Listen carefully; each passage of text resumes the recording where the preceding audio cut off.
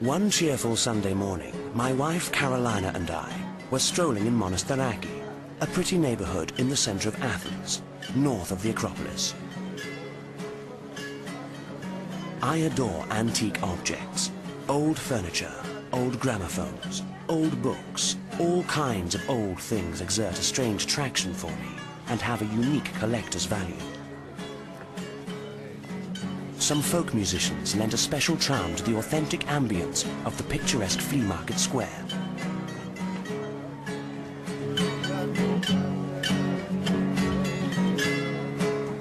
Suddenly, our interest was drawn by an outdoor exhibition of scientific instruments, antiques of bygone times. The salesman who approached us particularly impressed me. My name is Dimitris, and my job is to distinguish authentic antiques from imitations. These were the salesman's first words. Whatever you see in this small space is strictly scientific, genuine, and functions according to law. Which law? I asked Dimitris. The law that makes musical harmony come out of this gramophone. The law that governs the sky, which places stars in their orbit, and we, with that telescope, are able to observe them. Do you watch the stars too, with that telescope? I asked Dimitris. Many times at night when the sky is clear, I observe the stars. I am enchanted by their glow. If the stars did not follow the path set by the laws, the sky would be pitch black. But stars do follow the laws. This is why they exist and move and adorn the sky. And how do the stars know what the laws are? I asked. All the stars know all the laws because they are intelligent. The stars are intelligent? Carolina asked, surprised. Yes. In fact, they are intelligent enough to abide by the laws of the celestial world with absolute precision. Do humans know these laws? Ignorance of the law is prohibited. We are all obliged to know the law so that we may know why we exist. Do you read many books, Dimitris? Carolina asked him. Yes, I read constantly. I am fond of books about oceans, animals, nature, and especially about the universe and the galaxies. This maxim, expressed by this colorful salesman of scientific instruments, ignorance of the law is prohibited, was imprinted in my mind. In other words, am I obliged to be aware of all the laws of the state, I wondered, as I strolled with Carolina in the bustling square of flea market salesmen. But the laws are many, very many, and new ones are always being passed.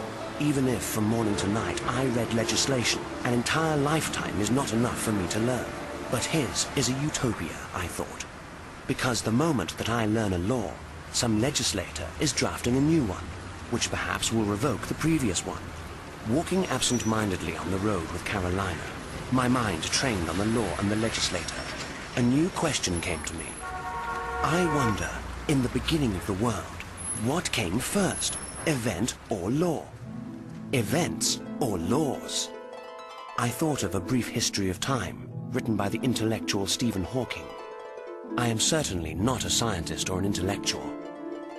However, I have always been a hard worker in the quarries of ancient Greek philosophy, and thus I feel entitled to pose questions to myself, to try using my own logic to provide answers, and then to discuss the answers with the experts. What are the laws? You and I believe that the laws are permanent, are standard, are existing before the facts. The fact is the result of the laws. Of course, after that we have, and we admire the pre-Socratic philosophers, we have Heraclitus, who said reality is change. Τα πάντα ρει και ουδέν μένει. Then you have Parmenides, who said that change is an illusion. Permanence is reality. And this is what bothered very much Plato, because both these great philosophers had certain truth, but not the whole truth. If there was a beginning to the world, the legendary Big Bang, at that very moment when the actions of the events began to unravel, that moment when the web of natural creation was being designed, what came first and what followed? Do events precede the laws, or do the laws precede events? It would be unimaginable to have the construct and the fact before the law. Therefore, the laws come first, and they are perfect and autonomous. Certainly, it is the laws that precede. Otherwise, there would be no world. Not even the salesman Demetrius, who brought home to Carolina and me that we are all obliged to know the laws so that we know why we exist.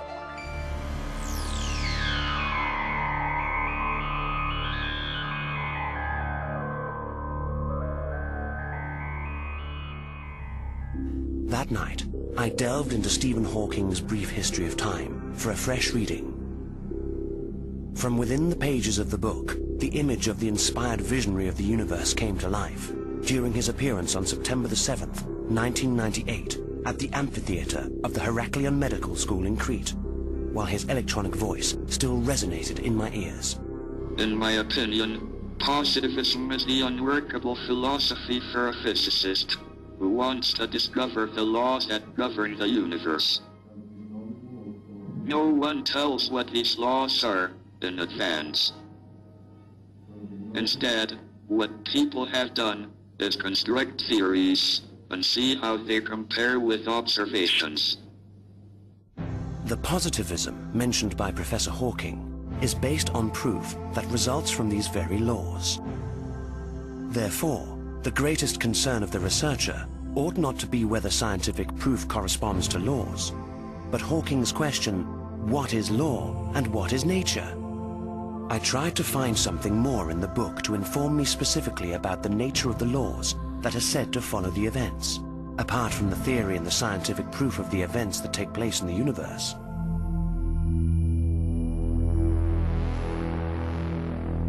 I was unable to find any other relevant view. In my youth, I realized, reading through the ancient Greek philosophers, that the first principle of all things is that there is no beginning. Thales of Miletus inaugurated cosmological investigation. He believed that the first principle of all things is water, but water does not constitute the beginning of the world. Anaximander of Miletus believed in the infinite, that which never began, and whose totality is indescribable. Heraclitus believed in fire as the cause of the constant condition of the existence of all things. The Pythagoreans sought the essence of the world in mathematical relations that were always there. Xenophanes identified the beginning of the world with a deity that is itself eternal, without a beginning.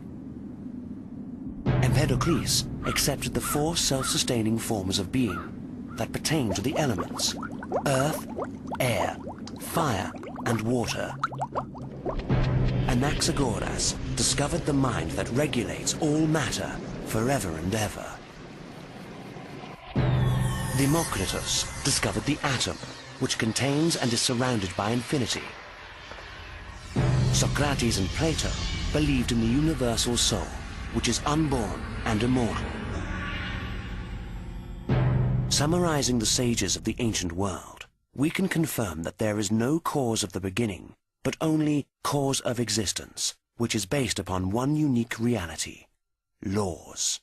Einstein once asked, how much freedom in choosing laws did God have in the creation of the universe?